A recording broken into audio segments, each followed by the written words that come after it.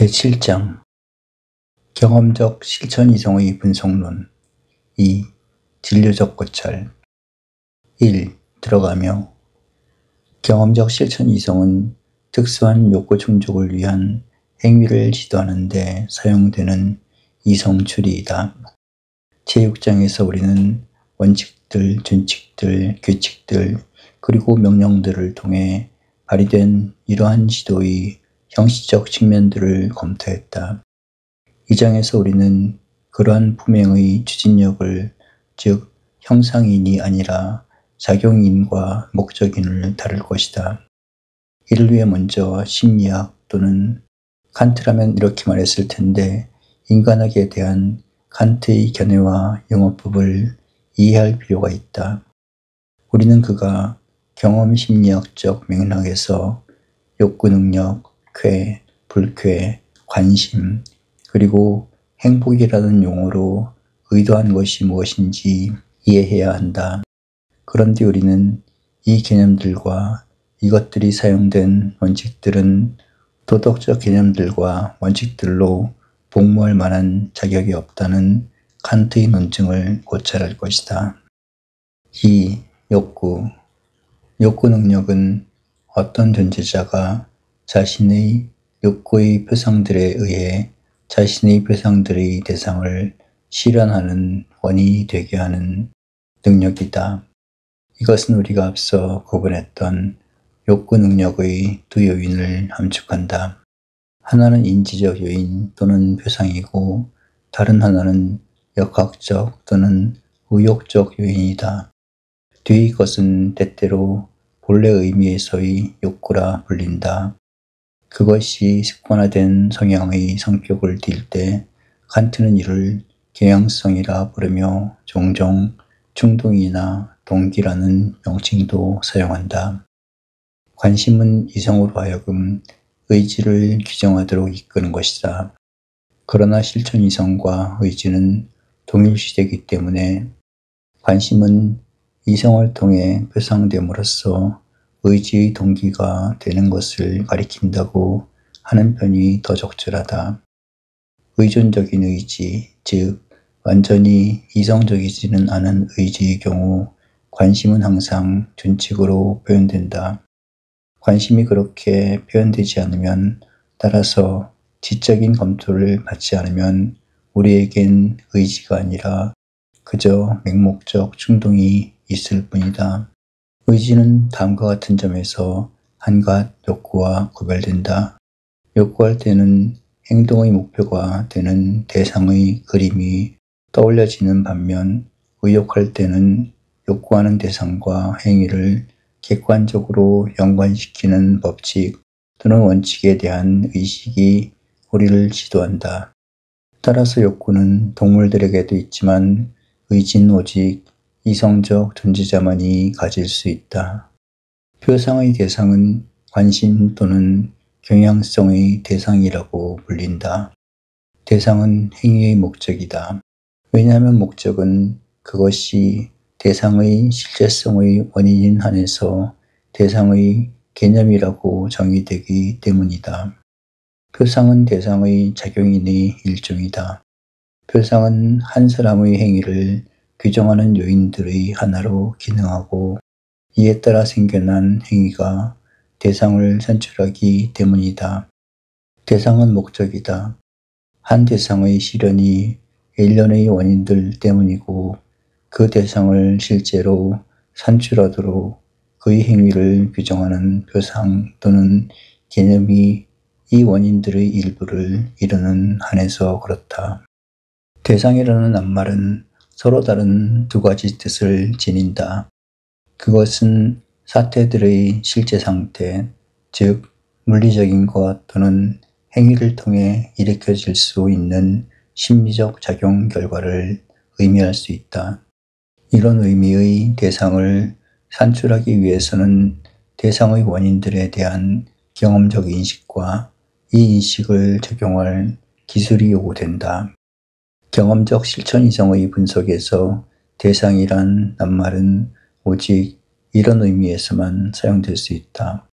그러나 이 낱말은 또 다른 의미를 지닌다.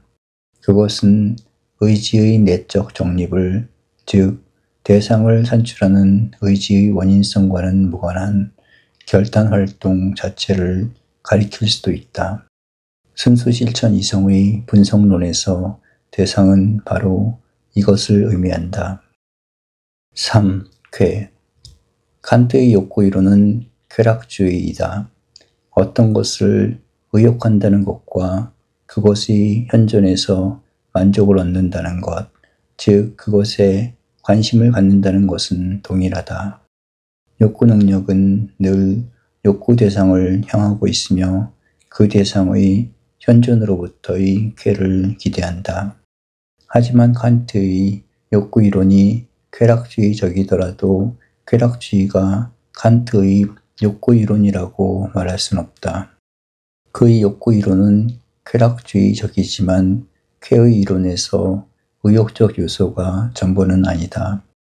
왜냐하면 미리 주어진 욕구 없이도 쾌의 체험이 가능하기 때문이다.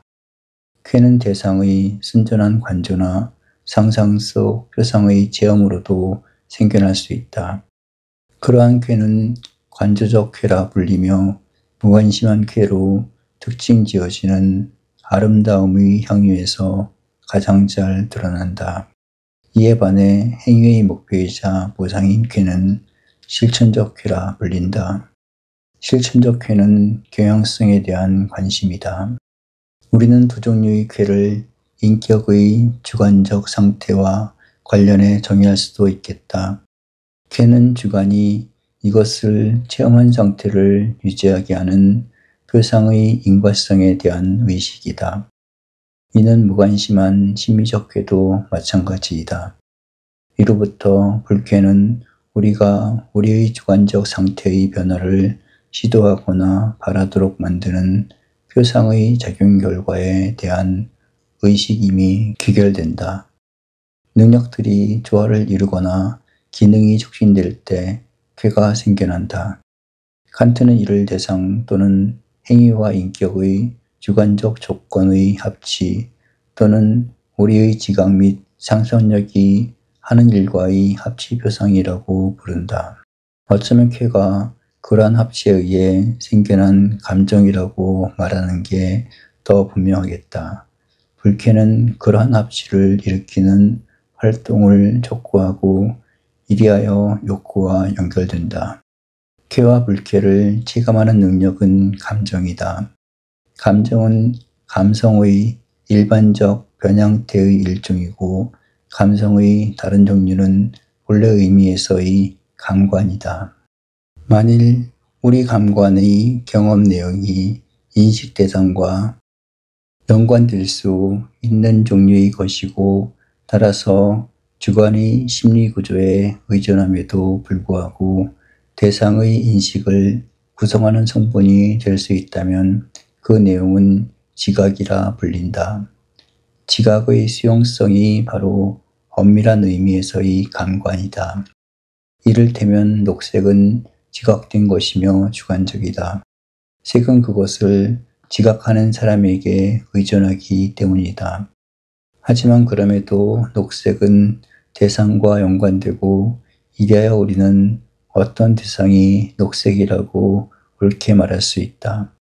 감정의 경우에는 바로 이 객관적 속성이 결여되어 있고 따라서 감정은 이중적인 의미에서 주관적이다. 단지 두 요소적 감정, 즉 쾌와 불쾌만이 존재한다. 숭고, 아름다움, 존경과 같은 다른 모든 감정은 우리가 느끼는 쾌나 불쾌에 수반되거나 연관되거나 그로부터 야기된 것들에 의해 또는 쾌나 불쾌의 대상들에 의해 규정된다. 쾌의 기원이 어떤 물리적 자극에 있든 물리적 만족에 있든 관조 속에서 떠올린 어떤 표상에 있든 간에 감정은 늘 우리의 감성에 일으켜진 결과이다. 쾌의 계산법에 질적 차이의 여지는 없다. 우리가 보았듯이 쾌 또는 불쾌의 감정을 대상에 속하는 고유성으로 여길 수는 없다. 또한 필연적인 규칙에 따라 대상의 현존과 연관될 수 있는 것도 아니다.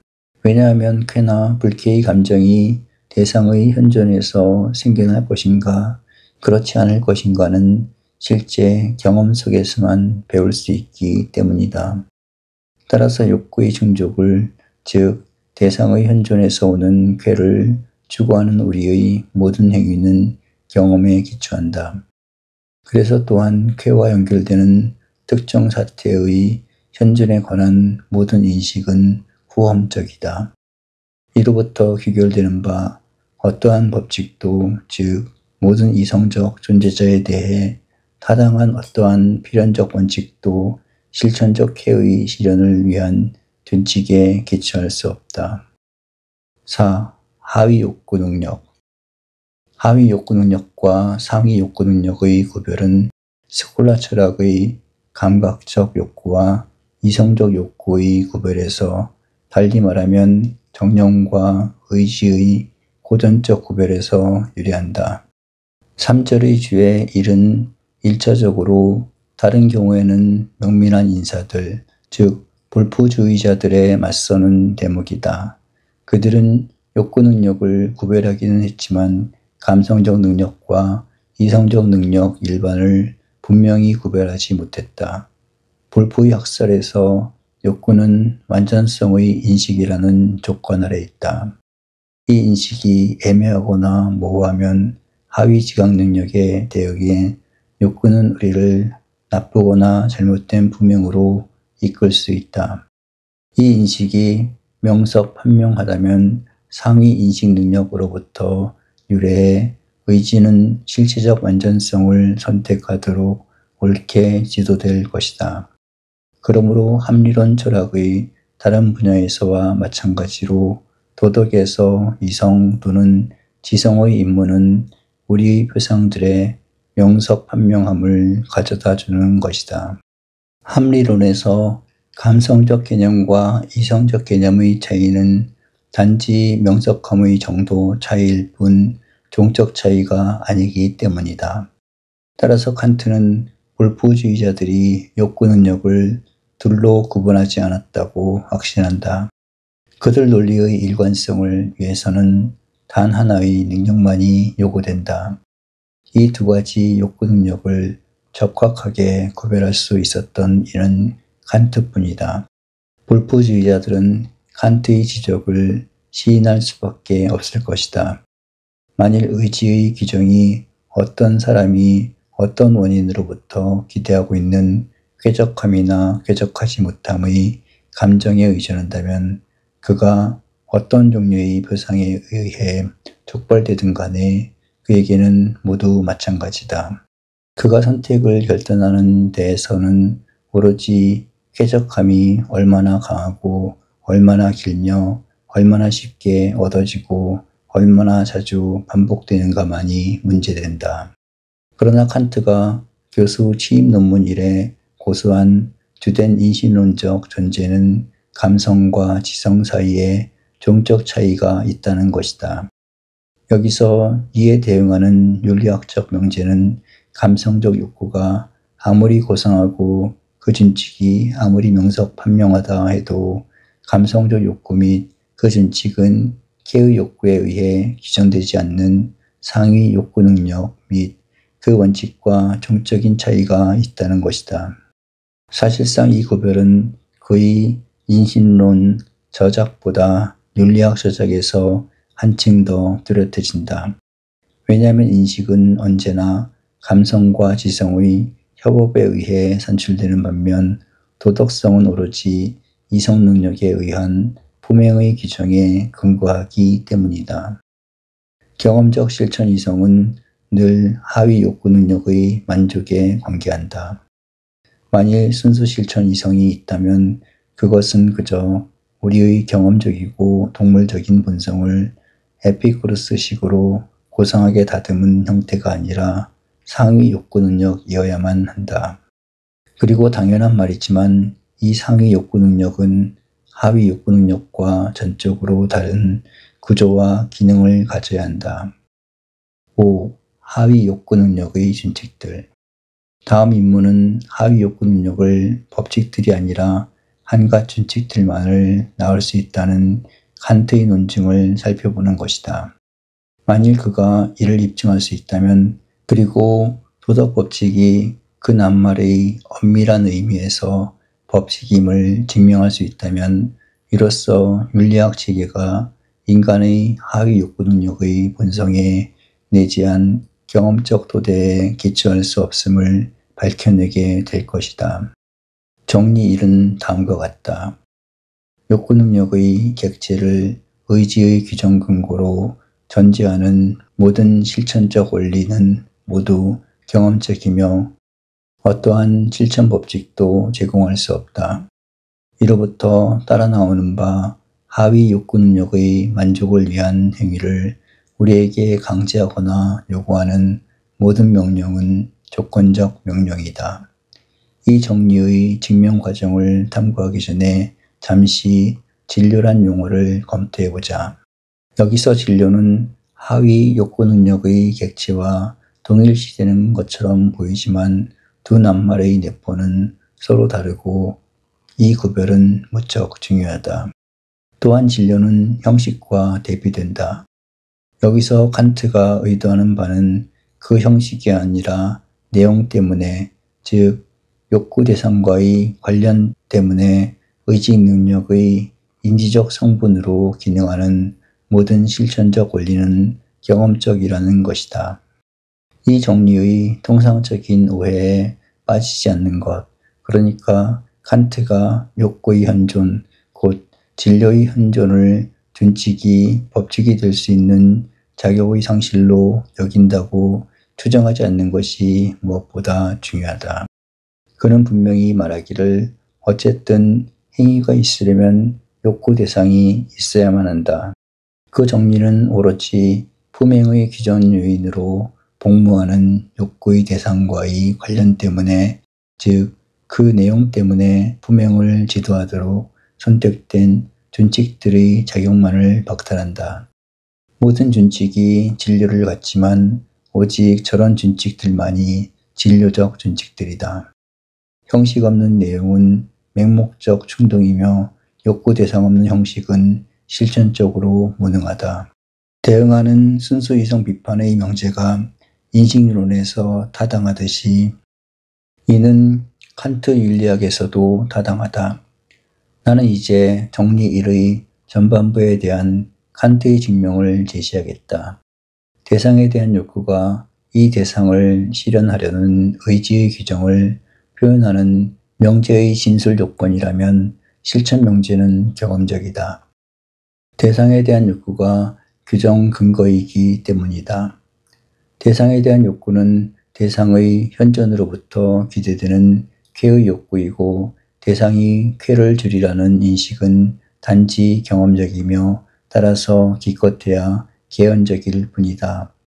그러므로 그런 행위를 요구하는 준칙은 대상이 실제로 쾌를 주리라는 경험적 조건, 따라서 불확실한 조건 아래서만 타당하다. 우리가 칸트의 욕구 이론에서 논란의 여지가 있는 쾌락주의의 혐의를 벗어내기 위해 그러한 행위에 내포된 규칙들을 고찰한다면 칸트의 증명은 강화될 수 있다. 어떤 대상의 실현을 위한 규칙은 오직 경험적으로만 습득될 수 있다. 그러므로 의지의 규정과 행위를 지도하는 특정 규칙들의 연관은 두 겹으로 불확실하다. 대상의 산출이 임의의 어떤 욕구를 만족시킬지 불확실하고, 준칙을 따르는 행위가 대상을 산출할지도 불확실하다. 2절의 셋째 문단은 정리의 후반부, 말하자면 그러한 진료적 원리들은 이러한 실천 법칙도 제공할 수 없다는 것의 증명이다. 실천 법칙이 될 수 없다고 말하는 편이 더 나았을 것이다. 여기서 그의 진술은 규칙이 원리들과 관계하는 식으로 법칙도 원리들과 관계한다는 것을 암시하고 있어서 마치 도덕성의 선언적 규칙이 있을 법하다는 추정을 불러일으키기 때문이다.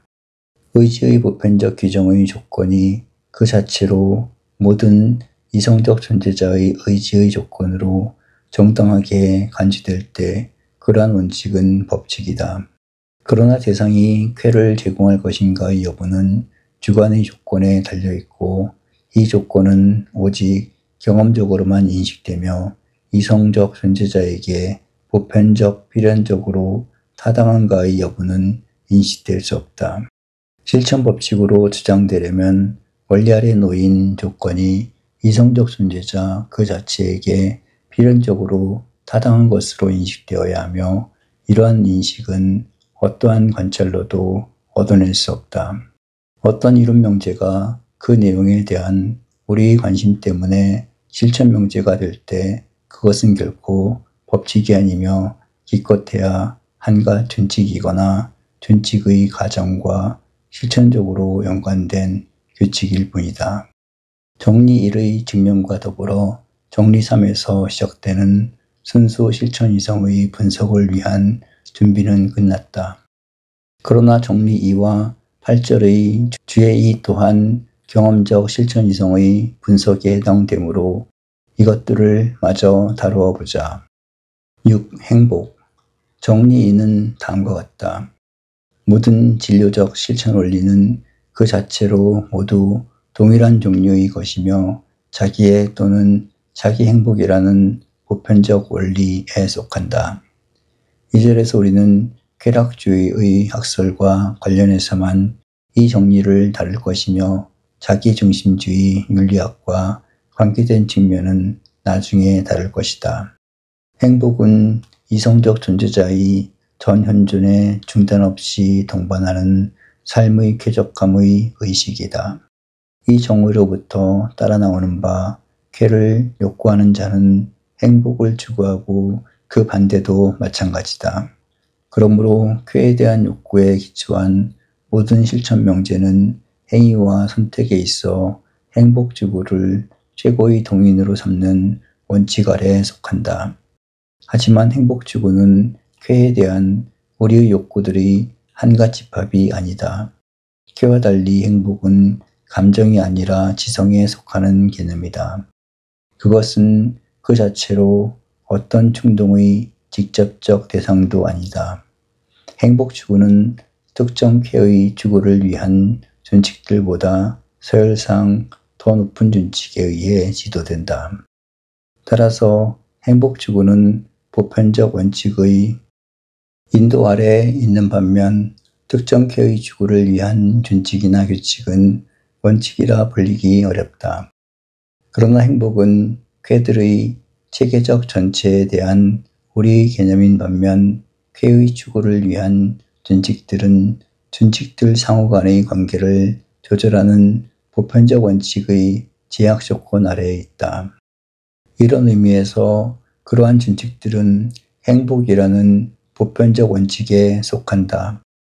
이로부터 도출되는 귀결은 모든 진료적 실천 원칙은 의지의 규정 근거를 하위 욕구 능력에 둔다는 것, 그리고 우리 모든 원리들이 이런 식이라면 상위 욕구 능력이라는 이름에 걸맞은 원리는 없다는 것이다. 나아가 3절의 주의 2에 따르면 행복 추구는 실천 법칙을 제공하기에 불충분하다. 행복 추구는 감정을 지닌 이성적 존재자에게 불가결한 것으로서 심지어 그것이 항상 유효하지 않을 때에도 그 존재자의 관심을 결정하는 것으로 인정된다. 하지만 행복은 그저 주관적 규정 근거들의 막연한 이름이기 때문에 그리고 이 근거들은 사람마다 다르고 한 사람에게서도 때마다 다르기 때문에 그러한 원칙이 법칙일 수는 없다. 법칙은 모든 이성적 존재자에게 동일해야 한다. 행복이라는 추상적 기표로 요약되는 관심의 다양성은 심지어 모든 인간이 자기가 생각하는 행복을 이루기 위해 자기 준칙을 일관되게 따른다고 가정할 때조차 수행된 행위가 그 자신에게서 혹은 심지어 다른 사람과의 관계에서 필연적으로 충돌하는 결과를 낳는다. 이 지점에서 칸트의 논증에는 설득력이 부족하다. 그는 쾌락주의에 자신의 이론도 충족할 수 없는 증명 부담을 지운다. 하지만 그는 원칙의 동일성이 규칙과 행위의 동일성을 이끌어내야 한다의 증명을 요구한다. 실천 이성 비판에서는 도덕 형이상학에서만큼 이 점을 분명하게 진술하진 않았으나 도덕 법칙 자체 아래에서도 다양한 행위 규칙이 있을 수 있다. 행복 추구가 동일하게 보편적으로 적용 가능한 특정 규칙들을 이끌어내야 한다고 요구하고서는 행복 추구는 그럴 수 없으므로 법칙의 토대로서 부적합하다고 결론 내린다면 그것은 원칙에 대한 과도한 요구이다. 칸트가 정식화한 법칙 역시 이 시험을 통과하지 못할 것이다. 비록 칸트 자신은 지극히 단순화된 사례들을 들어 그것들이 가능하리라고 생각한 것처럼 보이지만 말이다. 도덕 법칙은 우리가 타인의 행복 또한 추구할 것을 요구한다. 그러나 선의를 가진 모든 인간이 똑같은 방식으로 행할 것을 요구하는 것은 아니다. 타인의 행복도 나의 행복처럼 가변적이기 때문이다. 따라서 나의 행복 표상이 단지 우연적 규칙만을 준다는 것은 행복의 원칙이 법칙이 아님을 입증하지 못하며 이 원칙을 논박할 기초로도 불충분하다. 경험적 원칙은 법칙을 제공할 수 없다는 정리를 더 강력하게 논증하는 것은 3절의 주의 이의 둘째 문단이다. 우리는 이 논증의 순전히 형식적인 측면을 이 책의 제6장 제5절에서 이미 다루었다. 칸트를 반박하는 편에서 공정하게 볼 때 3절의 주의 이의 논증은 허점이 많지만 그럼에도 우리는 이것을 순전히 형식적인 논증이라고 간과해선 안 된다. 거기서 칸트는 도덕적 명령과 관련해 더 의미심장한 원리를 표현하기 때문이다. 칸트에 따르면 하나의 준칙은 그것이 자기 모순적이지 않아야 하며 특정 경우에 그 준칙을 받아들이는 사람의 의도와 모순되지 않아야 한다는 의미에서 또한 그 준칙이 지시하는 행위들이 서로 양립할 수 있어야 한다는 의미에서 보편화될 수 있어야 한다. 행위들이 동일해야 한다는 것은 준칙의 본질이 아니다.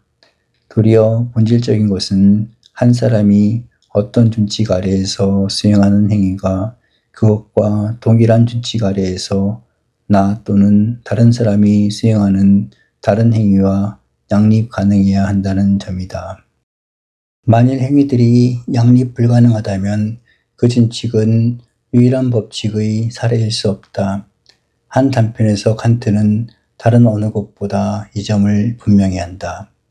자유의 규제적 원리는 행위들이 서로 모순되지 않는다는 것이고 자유의 구성적 원리는 행복이라는 목적을 위해 행위들이 서로를 촉진한다는 것이다. 이 의미심장한 원리를 행복의 사례에 적용해 보면 이렇다. 나는 모든 사람이 각자 그 자신의 행복만을 추구해야 한다고 아무런 논리적 모순 없이 의혹할 수 있다. 그런데 내가 만일 그렇게 한다면 나는 모든 사람이 각자 자기의 일관적인 준칙을 따라야 하면서도 동시에 서로 양립 불가능하고 충돌하는 행위들을 산출할 준칙을 따라야 한다고 의혹하는 셈이다. 이러한 준칙은 법칙일 수 없다. 법칙은 세계를 분열시키는 것이 아니라 통일하는 요인이기 때문이다. 법칙은 목적들의 체계를 가능하게 해야 한다. 3절에서 칸트는 도덕 법칙의 논리적 기준을 너무 협소하게 생각한다. 거기서의 논리는 그저 항들 간의 동일성과 차이의 여지만 허용하기 때문이다. 그러나 칸트의 이론은 동일성과 차이뿐만 아니라 항들 간의 실제적 모순과 조화의 통찰도 요구한다. 하지만 그의 간단 명료한 진술들과 신뢰들은 실제적 모순과 조화가 문제될 때에도 대개 논리적인 것들을 고려한다. 물론 이 의미심장한 원리는 정초의 목적들의 나라 개념과 이성의 오롯한 한계 안의 종교의 도덕적인 나라 개념에 이미 분명히 내재하기는 했지만 제 권리를 충분히 확보하는 것은 나중에 도덕 형이상학에 이르러서다. 7. 자기중심주의. 칸트는 쾌락주의의 원리와 자기중심주의의 원리를 동일시한다. 일반적인 의미에서의 행복추구와 자기 자신의 행복추구는 정리 2에서 암묵적으로 동일시되었다. 자기에는 모든 것을 능가하는 자기 자신에 대한 호의이며 이는 이기심이라고도 불린다. 자기 행복에 대한 관심은 완전히 자연적이고 불가피하며 자기 행복을 염려하는 것은 적어도 간접적으로는 의무이다. 왜냐하면 관심의 결핍은 자기 완전성의 추구와 반목하는 유혹의 깊은 원천이기 때문이다. 자기 자신이 완전성을 감지하는 데에는 또는 적어도 자신이 그것을 향해 나아가고 있다고 깨닫는 데에는 기쁨이 있다. 이를 도덕감정이라 부르는 것은 적절하겠다. 그러나 이러한 쾌의 감정에 도덕성의 가치나 기준을 두는 이론은 모두 행복주의적인 자기중심주의적인 이론으로 격화된다. 칸트가 생각하기에 이 이론은 명백히 틀린 것이다. 왜냐하면 무엇이 올바른가에 대한 인식은 반드시 감정에 선행해야 하며 올바름은 그것을 점유할 때 따라오는 기쁨과 무관해야 하기 때문이다. 그 자신의 일관성 없음을 분명히 자각하지 못한 채 칸트는 타인의 행복에 대한 관심이 우리 본성의 일부일 수 있으며 그러한 직접적으로 이타적인 행위는 도덕적 강제 없이도 일어날 수 있다고 인정한다. 그러한 관심은 적어도 어떤 사람들에겐 동정심의 기질로 나타난다. 하지만 우리는 그러한 관심이나 기질이 모든 사람에게 있다고 볼 수는 없으며 확실히 모든 이성적 존재자 자체에 대해서도 가정할 수 없다. 우리가 타인의 행복을 고려할 의무를 갖는 까닭은 어떤 사람이 자연 본성에 따라 그렇게 한다는 사실과 전적으로 무관하다. 따라서 모든 진료적 준칙이 자기애의 준칙이라는 주장과 어떤 사람들은 타인의 행복에 직접적인 심지어 보편적인 관심을 갖는다는 주장 사이의 불일치가 칸트의 윤리 이론의 비일관성을 드러내는 것은 아니다. 우리에게 우리 자신의 행복이나 타인의 행복을 고려할 의무가 있는가라는 물음의 대답은 오직 타인의 행복이 우리 자신의 행복에 기여하는 한에서만 우리는 실제로 그것을 고려하는가에 대한 답변의 영향을 받지 않는다. 하지만 그의 심리학적 이론과 경험적 실천 이성의 분석론은 심각하게 일관성이 없다. 이 일관성 없음은 칸트가 높이 평가했던 저자들에게서도 심심치 않게 발견된다. 아마 칸트는 주교 조지프 버틀러가 윤리적 주제들을 탐구했다는 사실을 몰랐을 테지만 버틀러는 인간이 타인의 복지에 대한 직접적으로 동정적이거나 호의적인 관심을 가질 만한 존재이며 실제로 때때로 관심을 가져왔음을 심리학적으로 납득할 수 있게 설명했다. 인간 본성의 개념에 기초한 윤리학 이론을 가진 버틀러나 그의 논적 토마스 홉스와 같은 철학자들에게 가장 중요한 문제는 진정 인간이 이타적 행위를 할 수 있는 존재인가 아닌가를 인식하는 일이었다. 반면에 칸트에게서 인간 본성의 사실들은 인간의 의무를 규정하기에 충분치 않고 그런 점에서 볼 때 이기주의자와 이타주의자의 논쟁은 윤리학적 물음을 세속적 차원에서 다루는 것이 된다.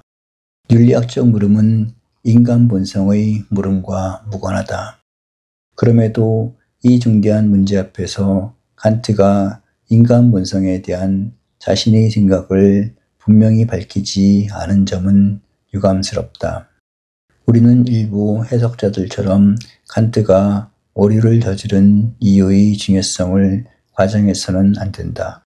그들은 칸트가 욕구 능력과 관련해 쾌에 대한 집착에서 벗어나기 위해 그리고 자기 중심적 이지도 쾌락적이지도 않은 준칙들을 발견하기 위해 경험의 영역을 완전히 떠나야 했고 인간의 실제 본성의 거부에 기초해 자신의 윤리학을 정립할 수밖에 없었다고 주장하곤 한다. 그러고 나서 그들은 만일 칸트가 버틀러처럼 더 적합한 심리학을 가지고 있었더라면 그가 인간 본성의 개념을 도덕의 기초로 삼기를 완전히 거부할 필요는 없었을 것이라고 추론한다. 이러한 추론은 옳지 않다. 욕구에 대한 버틀러의 분석은 홉스나 버나드 드 멜더빌의 이론을 심리학뿐만 아니라 인간 본성의 분석에 기초하는 윤리학의 영역에서도 반박할 수 있을지 모르나 칸트가 주장한 핵심은 조금도 건드리지 못한다. 왜냐하면 사적 쾌의 원리에 대응하는 칸트의 논증은 도덕적으로 모순된다는 의미에서 쾌의 원리가 자기중심적이라는 뜻이 아니며 우리가 우리 자신의 행복을 고려한다는 추정된 사실에 근거하지 않기 때문이다. 이기주의와 이타주의가 각기 인간 본성의 실제적 또는 추정된 사실들에 기초한다고 할 때 이기주의의 도덕적 논증의 약점은 이타주의에서도 똑같이 발견된다. 나 자신의 행복이든 타인의 행복이든 간에 행복 추구의 의무는 욕구 속에서 발견될 수 없다. 8. 타율. 욕구 대상에 대한 관심의 만족을 추구하는 모든 행위는 어떤 준칙의 진리에 해당하는 규칙을 따르는 행위이다. 만일 다른 행위가 아니라 이 행위가 일어나도록 하는데 강제가 필연적이라면 그 행위는 조건적 명령을 통해 시도된다. 우리가 이미 고찰했듯이 조건적 명령에 따른 행위는 항상 두 가지 법칙과 연관된다. 하나는 이성 자체에서 비롯된 것으로서 조건적 명령들의 형식적 원리이다. 영리한 사람은 어떠한 욕구의 만족을 위해서든 간에 행위를 선택할 때 이 원리를 받아들인다. 다른 하나는 자연 법칙이거나 적어도 경험 사실들에 대한 다소 신뢰할 만한 수준의 일반화이며 이는 인과관계를 진술한다. 말하자면 그것은 형식적 원리의 변수에 가치를 공급한다. 이리하여 영리한 사람은 원칙적으로 자기 자신을 목표로 이끌 행위를 결단할 뿐만 아니라 실제로 자신을 목표로 인도할 수단 또한 결정하는 셈이다. 두 번째 법칙은 이성 자체에서 비롯된 것이 아니라 경험에서 빌려온 것이다. 내용상 그것은 이론 명제이나 단지 행위자가 특정 목표를 선택할 때에만 실천적 연관을 지닌다. 조건적 명령을 따를 때 이성은 그 자신이 처방하지 않은 어떤 법칙에 따라 행위한다. 말하자면 경험적 사실에 따라 이러한 이론적 인식의 사용을 통해 달성될 수 있는 특수한 목표를 지닌 사람이 자연을 통해 처방된 법칙을 선택하도록 하는 것이 이때 이성이 하는 일이다. 칸트는 이 행위 방식을 일컫는 용어를 정치학에서 빌려온다. 그는 이것을 타율이라 부르며 자율 또는 자기 입법과 구별한다. 정념의 노예인 이성, 욕구 충동을 따르고 욕구 충족의 길로 안내하는 자연법칙을 선택하는 의지, 선택 활동의 조건을 그 내용으로 갖는 원칙 또는 준칙, 그리고 특수한 행위를 선택하도록 지도하는 명령. 이 모든 것이 타율적이라 불릴 수 있는데 설령 그 법칙들이 자연 법칙이거나 심지어 신의 법칙일지라도 그렇다.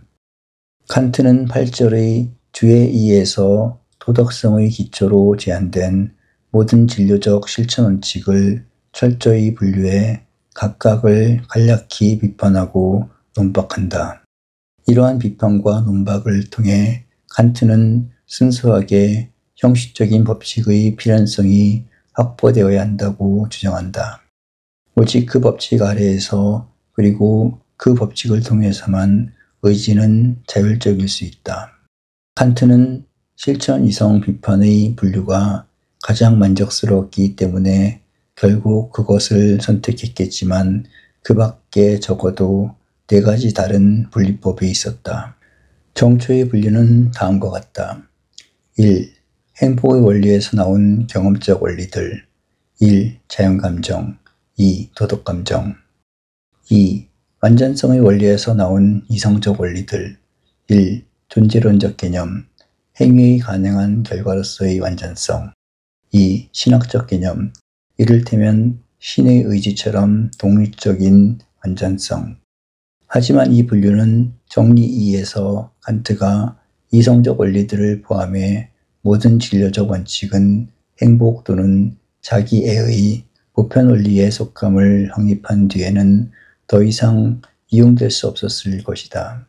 주의 끝에서 2번째 문단에 명시된 대로 원리 1과 원리 2는 모두 자기애의 원리에서 도출되었기 때문이다.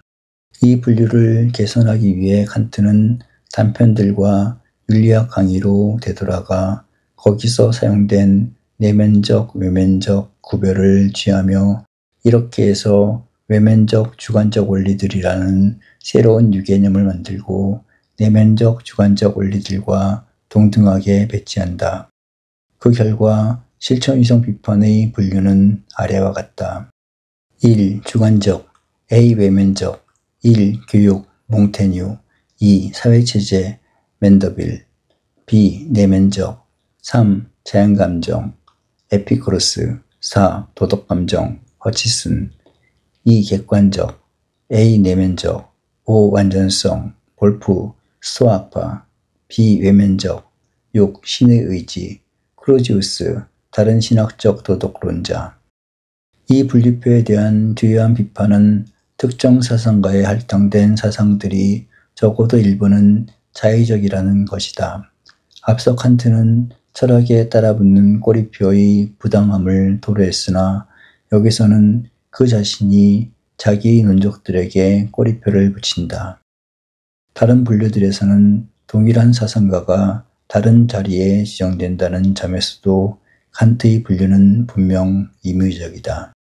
단편과 윤리학 강의에서 맨더빌과 엘베시우스는 실천이성 비판에서의 자연감정에 해당되는 범주 아래 분류되고 윤리학 강의에서 홉스는 정치적 원리의 대표자로 간주된다. 홉스가 보기에 주권자의 권력은 어떤 행위를 허용하거나 금지할 수 있으며 이로써 행위를 옳거나 그른 것으로 만들 수 있기 때문이다. 나중에 이 견해를 맨더빌에게 귀속시킨 까닭은 맨더빌의 잠언을 통해 확실히 정당화될 수 있다.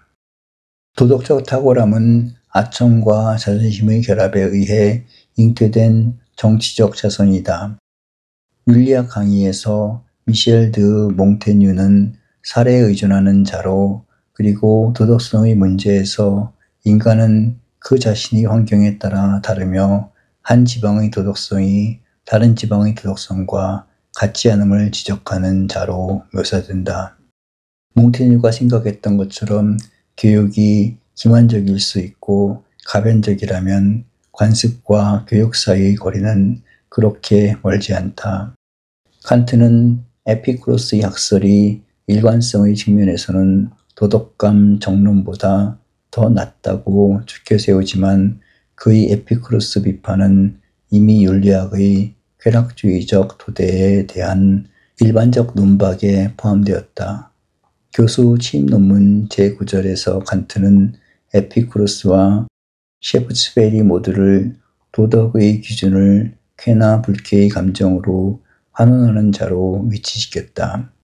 이에 대해 둘의 차이를 옳게 이해한 모제스 멘델스존은 에피쿠로스처럼 쾌는 좋은 것을 좋게 만드는 것이라고 말하는 것과 셰프스베리처럼 쾌는 좋음의 관조에서 따라 나오는 것이고 좋음은 쾌의 현존의 표식으로 복무한다고 말하는 것 사이에는 차이가 있다며 칸트를 비판한다.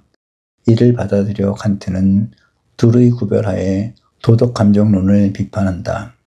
왜냐하면 도덕감정론은 자연감정의 쾌적함과 도덕감정의 쾌적함을 정도의 측면에서 구별하려 한다는 점에서 좋음의 개념이 마음속에 간직되어 있고 이 개념과의 일치가 도덕적 쾌의 특별한 감정을 줄 수 있다는 것을 미리 전제해야 하기 때문이다.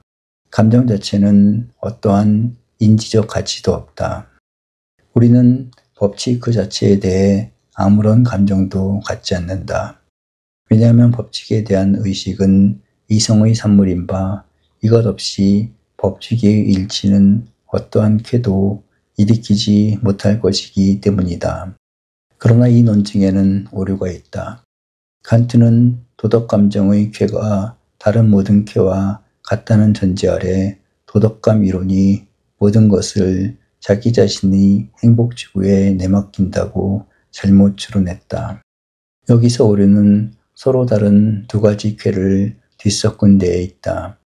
반면에 영국 철학자들은 둘을 적법하게 나누어 고찰했다.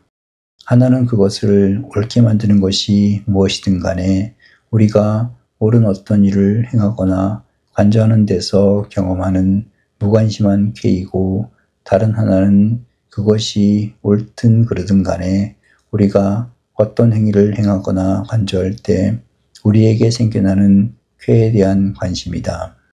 만일 앞의 쾌가 무관심한 것이라면 어쩌면 칸트 자신이 도덕적 만족에 대한 견해를 제출하는 곳에서 바로 이러한 쾌를 주장했을 수도 있다.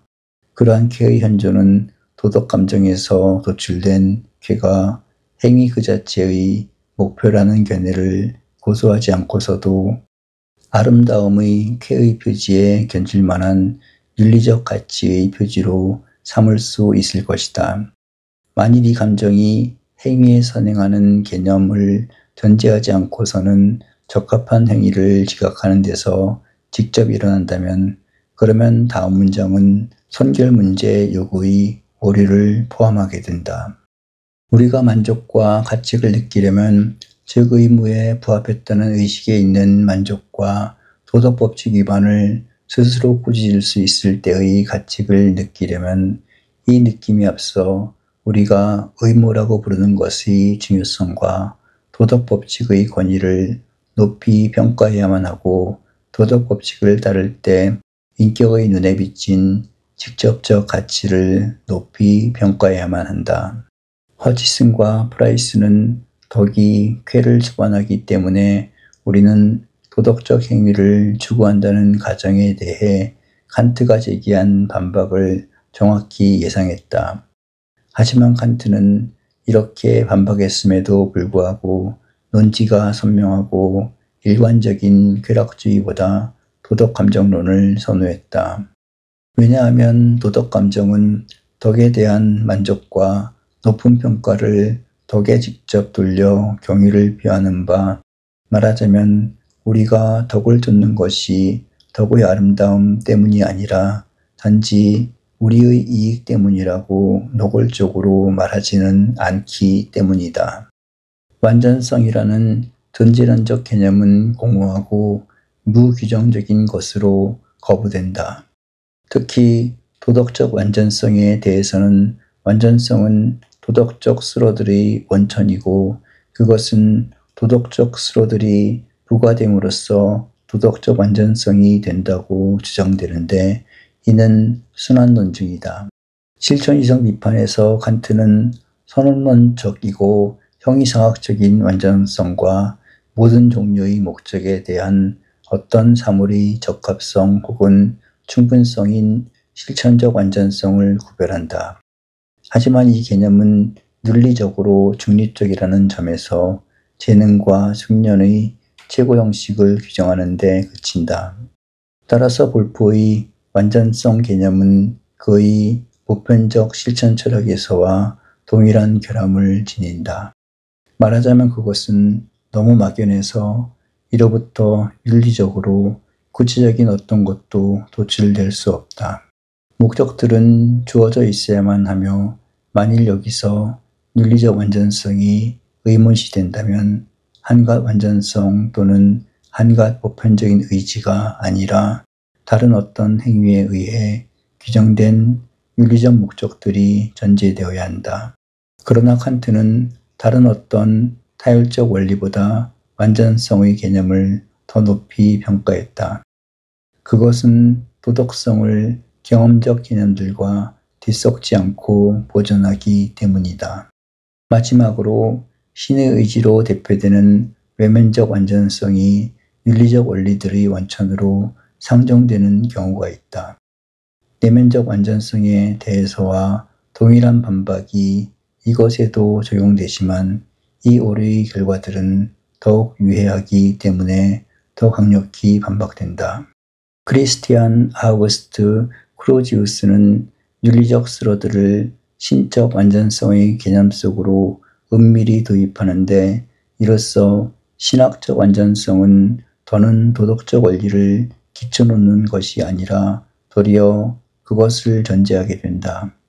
그런 경우가 아니라면 쾌락주의적 동기가 신에 대한 복종의 근거로 요청되고 이로써 우리에게는 권능이나 복수심이라는 무시무시한 표상과 결합된 명예욕과 지배욕만을 속성으로 가진 신의 의지의 개념만 남아 그것이 진리와 종교를 둘 다 손상하고 파멸에 이르게 할 것이다.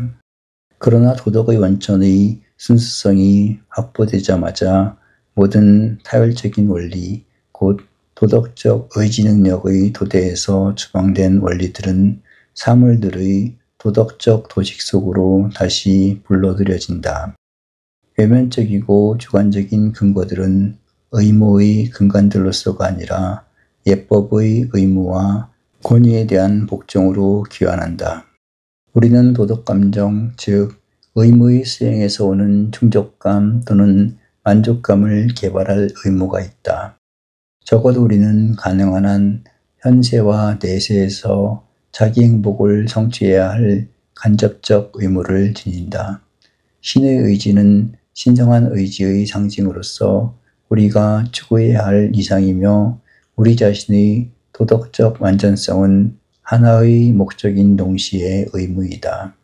따라서 타율을 거부함으로써 칸트는 타율의 철학자들이 옳은 것으로 장려했던 도덕적 선, 정치적 선, 사회적 선, 종교적 선, 물리적 선을 거부한다. 그러한 선들은 모두 오직 그것들의 추구가 형식적 원리에 의해 인도된다는 조건 아래에서만 긍정된다. 이제 그는 정리 2에서 원칙적으로 어떠한 경험적 동인도 도덕 법칙을 제공할 수 없음을 입증했을 뿐만 아니라 8절의 주의 2에서 사실상 다른 도덕 철학자들의 주장에도 불구하고 그들이 제안했던 어떠한 경험적 원리도 법칙을 제공하지 못함을 입증했다고 확신한다.